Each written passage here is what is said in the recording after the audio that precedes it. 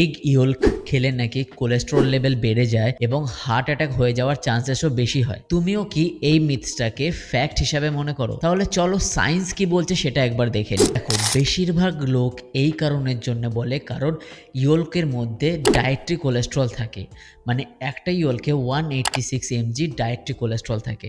আর বেশিরভাগ মানুষ আগে যেটা মনে করতো, একটা মিথ ছিল যে কোলেস্ট্রল খেলেই নাকি ব্লাড কোলেস্ট্রল লেভেল বেড়ে যায়।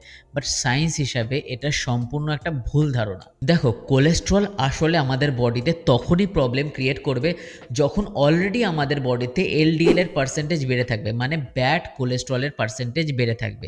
এবং তার সাথে সাথে আমরা আমাদের ডায়েটে যখন ট্রান্স ফ্যাট, রিফাইন্ড কার্বস এবং প্রসেস ফুডকে অ্যাড করব, তখন আমাদের বডিতে যে ব্যাড কোলেস্ট্রল লেভেল থাকে সেটা বেড়ে যাবে।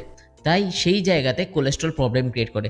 শুধু শুধু এগ ইয়ল্ককে দোষ দিয়ে কোনো লাভ নেই। লেটেস্ট রিসার্চে দেখা গেছে যে ডায়েটরি কোলেস্ট্রল আমাদের ব্লাড কোলেস্ট্রলকে ডাইরেক্টলি বাড়ায় না, আমাদের বডি কোলেস্ট্রলকে কন্ট্রোল করতে পারে।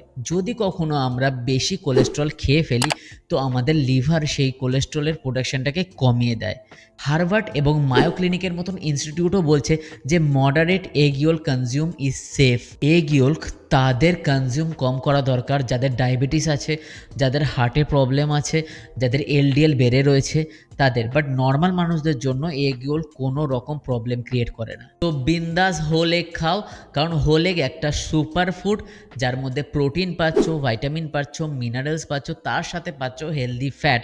ঠিক আছে, সায়েন্সের মতে সারাদিনে 2টো এগ ইয়ল্ক আরামসে কনজিউম করা যায়, কোনো প্রবলেম ক্রিয়েট করে না। ঠিক আছে, তো এগ ইয়ল্ক আমাদের কোলেস্ট্রল বাড়ায় না, মিথসকে বাড়ায়।